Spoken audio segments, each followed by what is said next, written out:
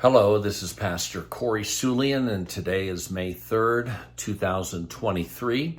And I'm just letting you know the testimony, soul-winning testimony of the day, and then also a tip of the day. Today, I was sitting in my office, and I was in between writing a sermon and just doing paperwork and some other things. And the Lord just burdened my heart about going soul-winning at that moment. And so it was about 2:20 or 2:15. I don't normally go soul winning that early in the day. Usually I go like after 4, because I like to go soul winning after the kids get home, and the kids usually get home, between 3 and 3:30 whenever school is in session. And so, but I just felt the Lord wanted me to go, and so I did. And I went knocking on doors. I probably knocked on about 10 doors, maybe 12. And I met this lady. She had just woken up, and she was working nights, so she has to be at work sometimes 7:30 tonight. But now it's about 3:30, and she answered the door. And very pleasant lady, just moved here from Houston, Texas, a month ago. And boy, talk about God orchestrating this. He so did. If I had gone soul winning earlier than I did, she would have still been sleeping. If I'd gone later, then she might have been out because, she probably had some things to care for today and before she went to work. But her husband's working in the daytime. She works at night. But she was so open and so friendly. I shared my testimony with her about getting saved, and she was really interested in seeing those verses. So I stood at the door, showed her the verses. I prayed with her. She got saved. Oh man, what a sweet, sweet salvation experience. And she said she's going to come to church, and hopefully her husband is receptive. Obviously, I didn't meet him, and a lot of times they're not, like if I lead one person to the Lord that's married and their spouse wasn't there, it doesn't always work out. I mean, it just doesn't. But I'm hoping this time it will. And she seems so genuine and so sincere. And what a blessing that was. Now, let me give you my tip of the day. Believe it or not, I'm a daily soul winner, and I see someone saved every single day, but sometimes it's hard to get out and go, or it's just difficult for me to get up and go. So today I was sitting in my office, and I was just not really interested in going right then at 2:15, and I'm like,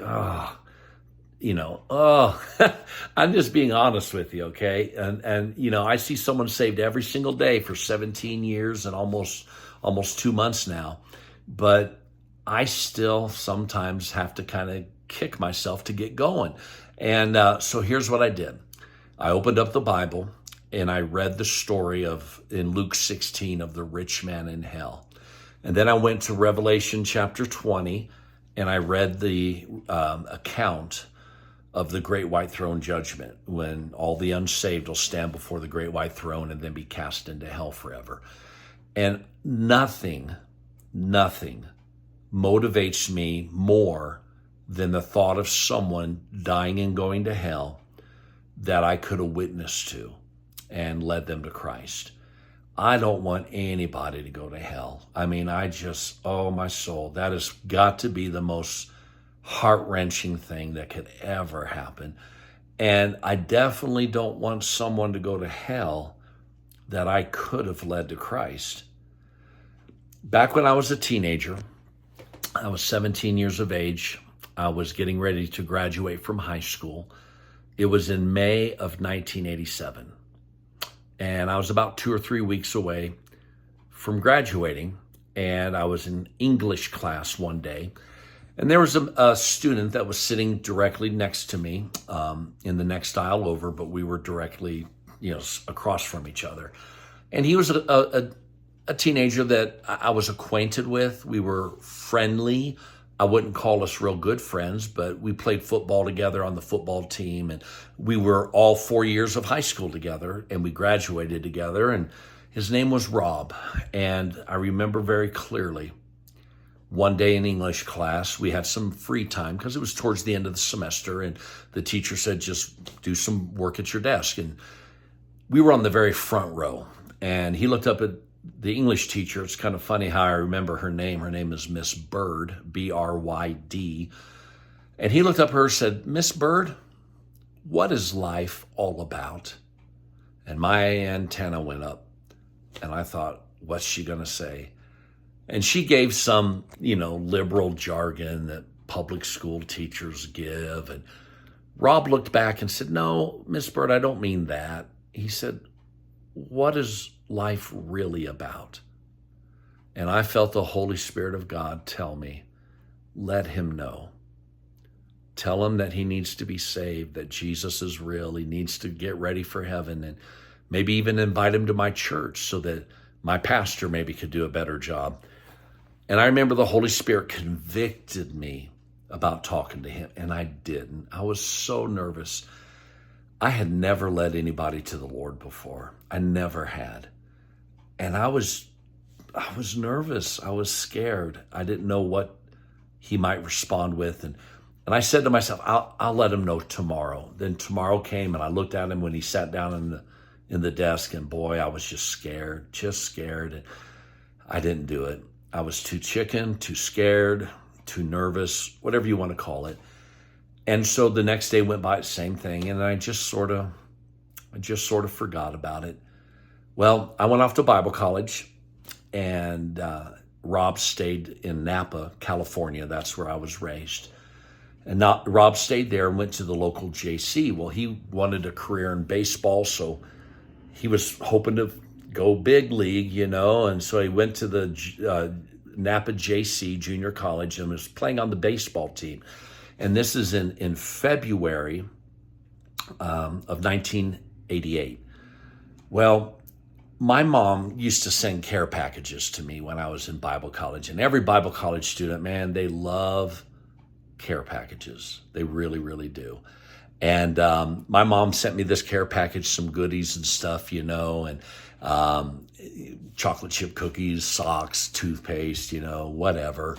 And then she sent a letter like she always does. But in this letter, she had an article that she had cut out of the paper and put in the envelope. And she sent it. And I read it. I have that here. This is 2023. And I have never let this article go. I have it in my office, in my closet. And I'm going to show it to you right now. So this was actually January 27th. Let me show you. Look and see what it says here. Do you see this? And my mom wrote a note on the top of the article, and it just says, Corey, did you know him? It says, NVC, Napa Valley College athlete, collapses, dies following baseball workout. And it has the picture of my friend. Again, we weren't really like close friends, but we went to high school for 4 years together, played sports together. And there's his picture, and there's his name. And he was 19 years of age, and he died on the baseball field. He had, I think it says, a heart attack. His heart stopped beating, and they tried to resuscitate him on the field, and they couldn't. They put him in the ambulance, took him to the hospital, tried to resuscitate him, and they couldn't. And he died. This is January 27th, 1988. Just 9 months earlier, in May of 1987, Rob said in front of me, what is life all about? To one of our English teachers. And as much as I'm standing here today, I know the Holy Spirit of God told me to talk to him. And I didn't. And I've got to live with this for the rest of my life. It may be that Rob died and went to hell on January, 26th, actually. This was, the paper's the 27th, but he died the day before. January 26, 1988. If nobody between May of 1987 and January of 1988, if nobody got to him, and told him how to be saved. I believe he died and went to hell. And I also believe that his blood is going to be on my hands. Nothing frightens me more than me being a direct cause of someone missing out on heaven. Now, I know that people die and go to hell, and it's their choice. I don't send anybody to hell. I don't make anybody go to hell. But there are people that are going to hell that I could help them not go to hell. I could lead them to Christ. And that's my job as a soul winner. And if I don't do it, there may not be anybody else that was going to do it. And that's the importance of being a daily soul winner. That's the importance of being a soul winner, period. Just being a soul winner and trying to lead as many people to Christ as you possibly can. Nothing motivates me more than someone dying and going to hell that I could have helped get to heaven. So today, when I was kind of dragging my feet, leaving my office, and I said, man, I don't really want to go right now. I read Luke 16. I read Revelation 20.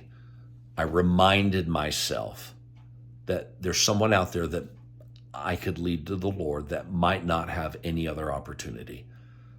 And if I don't go now, someone may end up going to hell that didn't have to. And so I went out and I met this sweet lady and she got saved. It was completely of God. I'm sitting back in my office right now and I thank God that I went. Now, you've got to find a way to motivate yourself. This is how I get motivated. People need you that are lost. They need you to show them how to be saved. You've got to do it. If you don't do it, who's going to do it? A false religious person? They don't even have the right gospel. They're not going to show them how to get to heaven. You who are saved, you are the ones. Nobody else is going to do it. Please do it. Get yourself motivated. Find something like what I did that motivates me. I hope this helped. Please see someone saved this week. Hey, it's Wednesday. I'm going to church tonight. I hope you are too. And I hope you have a great day at God's house. God bless you.